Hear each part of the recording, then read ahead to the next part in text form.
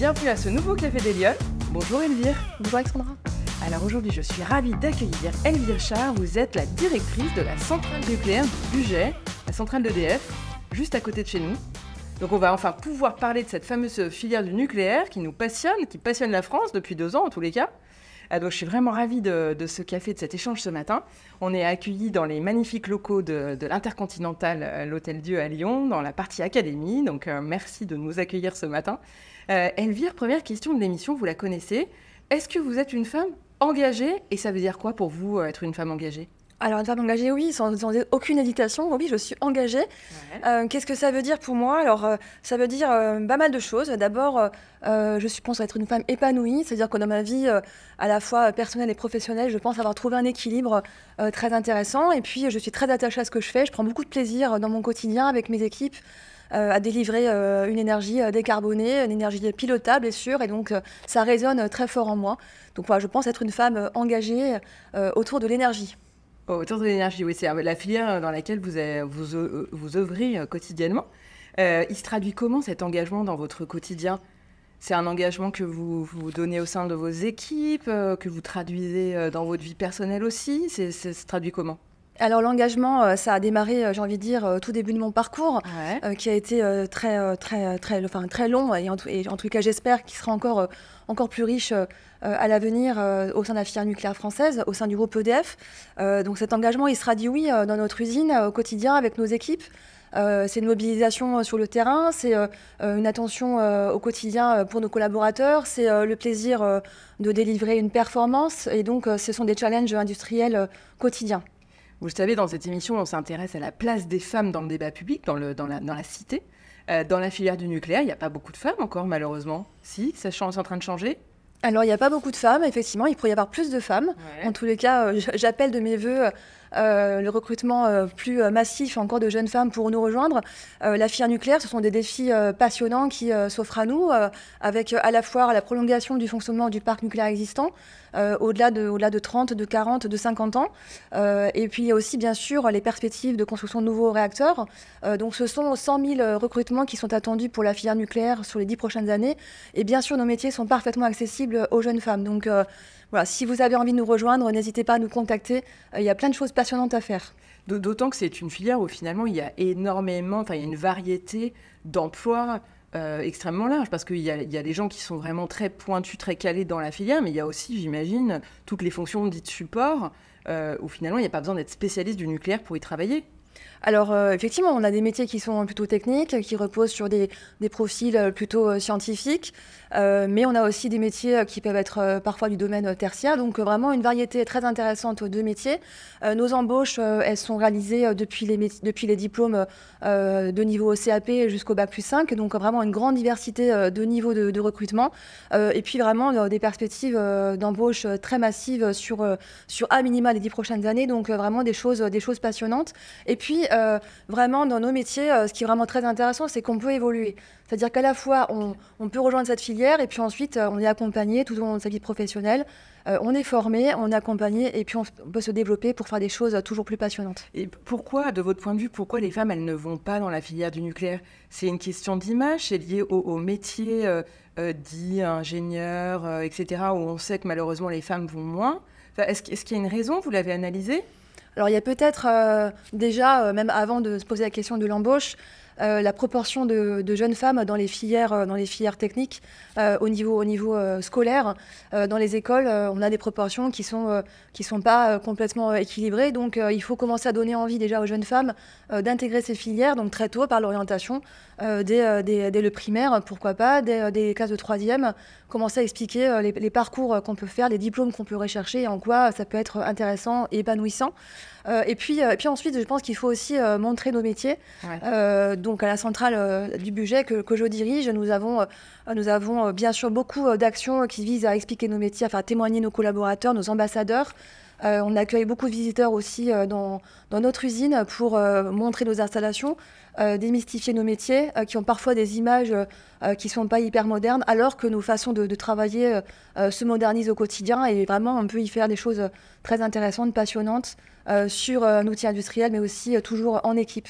Donc il faut montrer les métiers, il faut faire témoigner, il faut faire parler finalement les jeunes femmes les jeunes femmes ou moins jeunes femmes qui ont des expériences passionnantes, qu'elles puissent raconter leur métier.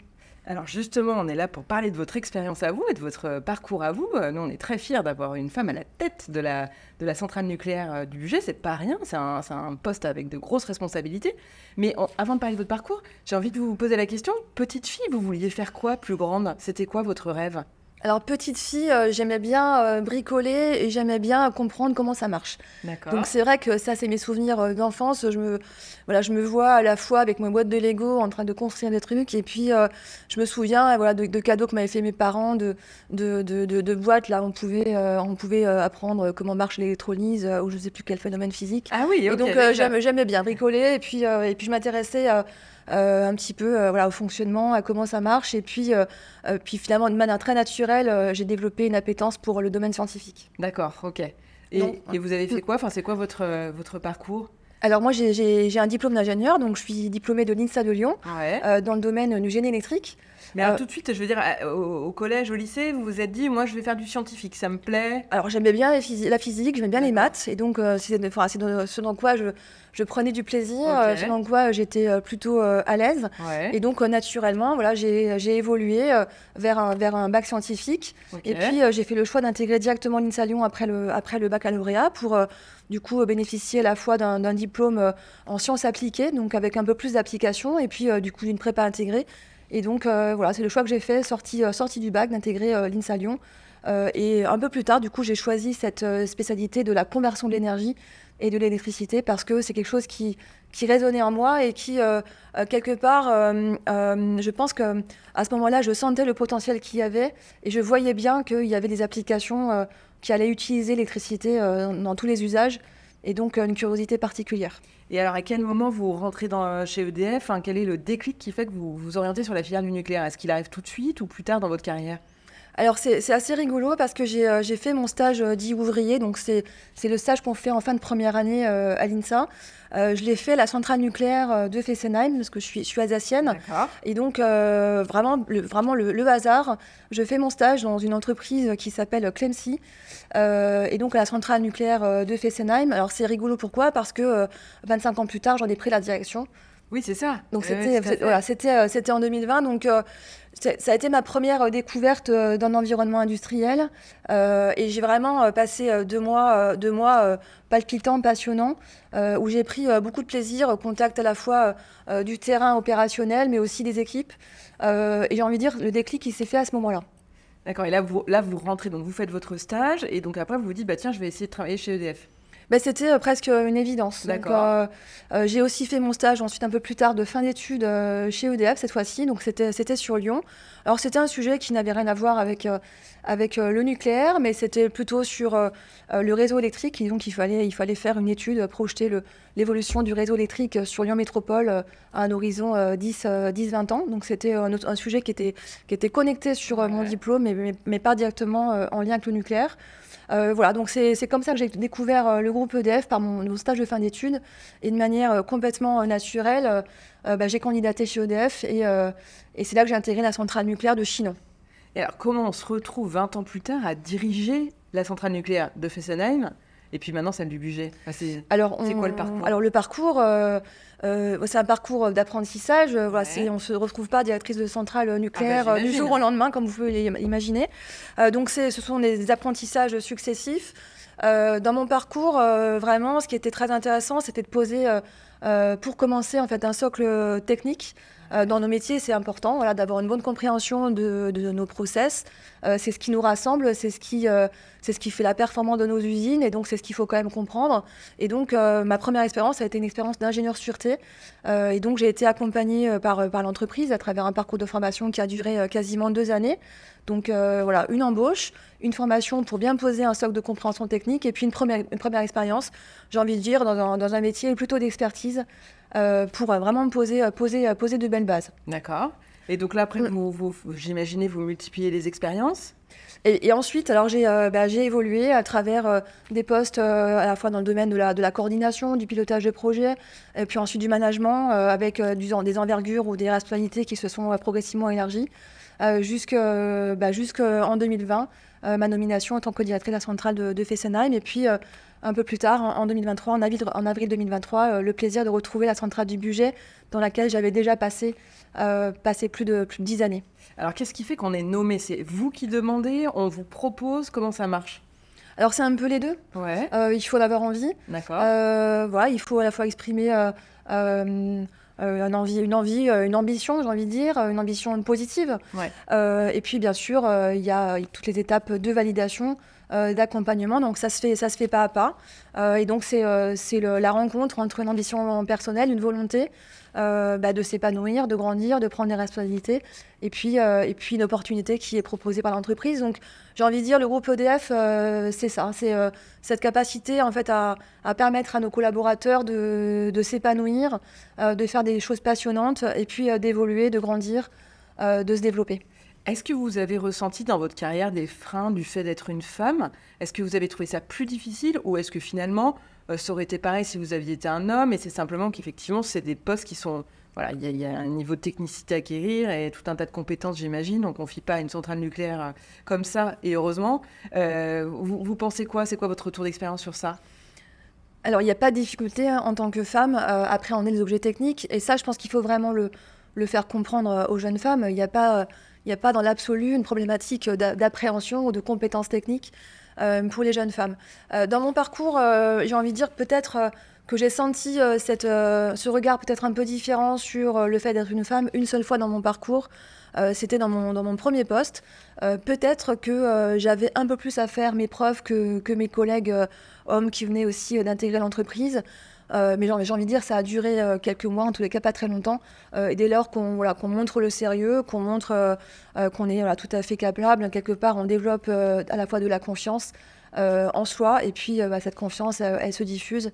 Et donc pas de difficulté. Donc, ça n'a pas été un sujet. Alors, ça n'a pas été un sujet, et j'ai presque envie de dire, peut-être que j'ai même ressenti parfois que ça pouvait être un atout, parce qu'on peut avoir un regard ou une sensibilité différent sur les situations. Peut-être un style aussi un petit peu différent, ouais. Une bienveillance ou une attention à l'humain qui peuvent être un peu différents. Et donc... aujourd'hui, je me sens vraiment femme épanouie dans mon métier, et je n'ai pas senti de handicap particulier dans ma progression. Ni du point de vue des nominations, ni du point de vue du management, parce que moi, j'ai eu la chance de venir visiter vos installations dans le Bugey. C'est quand même aujourd'hui un public encore très masculin. Il n'y a pas de difficulté à manager les équipes. C'est bien perçu d'avoir une femme directrice de ce type de lieu, de structure. Alors moi, je suis très attachée à la proximité avec nos équipes. Alors, je suis toujours un peu frustrée parce qu'elle ne peut pas être permanente. J'ai des équipes qui m'entourent et donc je vais au contact des équipes, mais jamais suffisamment. Je vais au contact du terrain, mais jamais suffisamment. Donc, une certaine forme de frustration, mais à la fois, en tous les cas, je prends beaucoup de plaisir. Alors, il faudrait poser la question à mes collaborateurs, mais je pense qu'ils en prennent aussi à mon contact. Et en tous les cas, ce qui est important, c'est l'authenticité, c'est la sincérité de la relation, c'est l'attention qu'on peut créer. Et puis, bien sûr, on l'a dit, on est sur un objet technique. Ouais. Et donc, c'est ce qui nous rassemble. Donc, dès lors qu'on a une curiosité technique, dès lors qu'on a ce potentiel technique pour à la fois questionner, comprendre, prendre des décisions, les choses se passent très bien. Donc, bien sûr, on ne peut pas tout connaître. Bien sûr, c'est collectivement que les choses se font. Mais en tous les cas, je prends beaucoup de plaisir dans mes relations avec mes collaborateurs, qu'ils soient hommes ou femmes. Alors, particularité de votre parcours, et on en vient un peu au thème de la souveraineté énergétique, etc., et de toutes les questions qu'on se pose sur la filière nucléaire. Mais on vous a nommé directrice de la centrale de Fessenheim quelques temps avant d'annoncer sa fermeture, où on vous a demandé de fermer.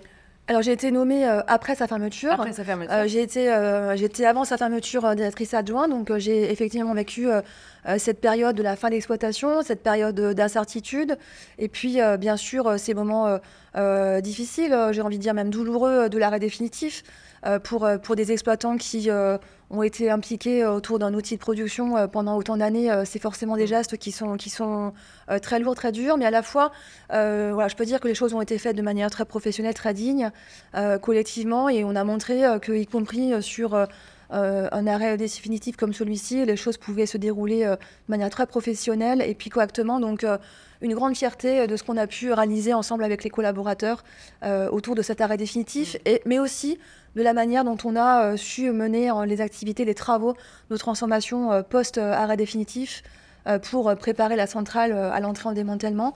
Donc voilà, je ressors de cette expérience très fière de ce qu'on a pu faire ensemble, grandi aussi par cet apprentissage de transformation, et puis voilà, particulièrement heureuse de voir que l'accompagnement social s'est passé de belle manière et que chacun a pu retrouver un chemin au sein du groupe EDF. Oui, alors quelques années plus tard, on vous confie les rênes de la centrale nucléaire du budget. Avec un changement de paradigme, c'est que là, tout à coup, la France, finalement, elle se dit que sa filière énergétique nucléaire, c'est peut-être pas mal et qu'il faut investir dessus. C'est incroyable, ce changement comme ça, ce revirement de politique. Alors, moi, je vais pas commenter, bien sûr, les choix politiques, mais oui, retrouver la centrale du budget dans laquelle j'avais travaillé pendant 10 années, ça a été un grand plaisir parce que j'ai retrouvé des collègues qui avaient aussi évolué. J'ai retrouvé une installation qui était en production. Donc, pour moi, qui suis très attachée à cette filière, très attachée à délivrer cette énergie bas carbone et à participer à la construction de cet avenir décarboné. Voilà, du coup, c'était une grande satisfaction, une grande fierté de retrouver budget. Et puis, bien sûr, un accueil extrêmement positif de cette décision du Conseil de politique nucléaire de retenir budget pour l'implantation d'une 3e paire de PR2. Donc voilà, c'est une décision aujourd'hui, donc une orientation qui a été donnée. Il y a beaucoup de chemins qui restent à parcourir devant nous pour concrétiser ce projet. Mais en tous les cas, un accueil extrêmement positif par le territoire qui a été très en soutien et puis bien sûr par la centrale, par les salariés. Et là, dans une phase du coup beaucoup plus positive qu'à Fessenheim, où là, on vous demande l'inverse, on vous demande de développer et d'agrandir le site finalement.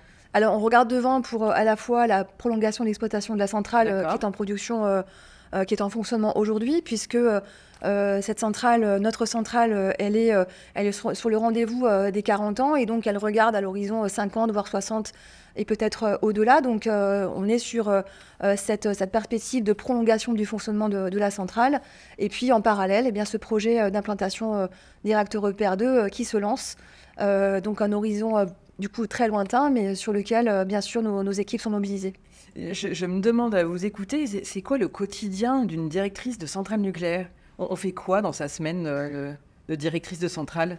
Alors le quotidien, il est palpitant, il est dense, il est passionnant. Donc c'est fait de rendez-vous, c'est fait de réunions à l'interne, à l'externe. C'est fait aussi de temps passé au contact des équipes sur le terrain. C'est fait de décisions à prendre. Mais j'ai envie de dire, ça se passe très très souvent de manière collective. Les choses se passent beaucoup en équipe. Donc c'est ça, mon quotidien, il est fait de choses extrêmement variées. Donc il est bien plein, j'ai envie de dire. Mais du coup, c'est... Mais on travaille avant tout sur des problématiques vraiment là qui sont du moment, où on se projette sans arrêt sur l'avenir. Je sais que la filière du nucléaire est évidemment très orientée sur toutes les questions de sûreté. Vous l'avez dit, vous avez commencé sur ces aspects-là. Je sais qu'en France, on est particulièrement attentif à ces questions. C'est vraiment, c'est pas du tout pour le dire ou pour faire plaisir. C'est une préoccupation énorme. Donc vous travaillez à la fois sur tout ça, ou vous êtes plus orienté sur un aspect ? Alors non, on est sur l'ensemble des champs, l'ensemble des aspects qui constituent finalement les attendus de performance d'une centrale nucléaire et sur tous les horizons de temps. Donc on veille bien sûr à la maîtrise en temps réel de nos process et puis à délivrer un bon niveau de performance.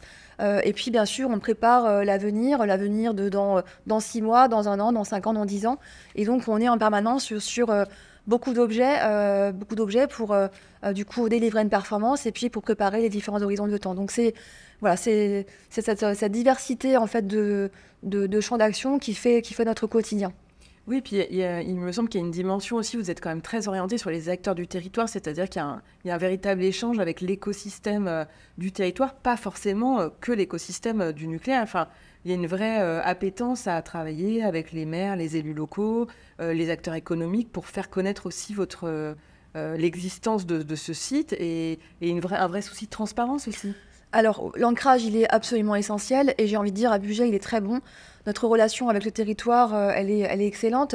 Bien sûr, elle se décline au quotidien avec les parties prenantes du territoire, avec le monde de l'éducation qui est aussi très investi, très impliqué à notre contact pour nucléariser, adapter ses diplômes et en tous les cas répondre à nos besoins et à ceux de nos partenaires industriels.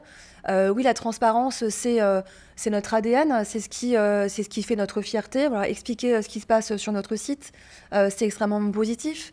C'est ouvrir nos portes, mais c'est aussi accueillir des jeunes pour en fait permettre de les préparer à des diplômes. Donc voilà, donc notre défi industriel au quotidien, c'est délivrer une performance en toute sûreté. Et puis notre ADN, c'est la transparence. Et tout ça, ça se passe dans un territoire sur lequel on est parfaitement maillé. Quel conseil vous donneriez aux Lyonnes qui nous écoutent et qui auraient envie de s'intéresser à cette filière du nucléaire ? Est-ce qu'on peut y rentrer à n'importe quel âge ? Est-ce qu'il faut commencer très tôt et puis aller dans les carrières scientifiques ? Comment fait-on ? Alors, ce que j'ai envie de dire, c'est d'abord, ayez confiance en vous. Voilà, les parcours sont possibles. Voilà, nos métiers sont parfaitement accessibles dans plein de domaines. Donc, venez à notre rencontre pour qu'on puisse vous expliquer les parcours, pour qu'on puisse vous expliquer quelles sont les possibilités. Voilà, avoir confiance et puis confiance et conscience des possibilités, que nos métiers sont parfaitement accessibles aux femmes. Et Elvire, dernière question de l'émission, si vous aviez une baguette magique ou une page blanche, comme vous préférez, quelles mesures vous prendriez pour que les femmes s'engagent davantage dans le débat public, encore une fois au sens de la cité ? Alors peut-être que ce ne serait pas une mesure, mais en tous les cas, ce serait un vœu que je formulerais, celui que les femmes aient confiance en elles et qu'elles aient aussi confiance dans leur capacité à trouver en fait leur équilibre personnel et professionnel à travers leur épanouissement. En tous les cas, c'est ce que je pense avoir réussi aujourd'hui. J'ai 52 ans. J'ai des enfants qui sont, je pense, épanouis, parfaitement épanouis. J'ai su concilier en fait une vie, un développement professionnel, mais aussi une vie personnelle. Et donc, voilà, le vœu que je pourrais faire, c'est, ou en tous les cas, le conseil que je pourrais donner aux femmes, c'est d'avoir confiance en elles, et puis d'avoir confiance dans leur capacité à allier en fait leur développement personnel et professionnel, et donc à s'épanouir complètement. Très bien, écoutez, merci beaucoup d'avoir pris le temps de prendre ce café des Lyonnes avec nous ce matin. J'espère que ça vous aura plu. Et quant à moi, je vous donne rendez-vous la semaine prochaine pour un prochain Café des Lyonnes. Bonne semaine.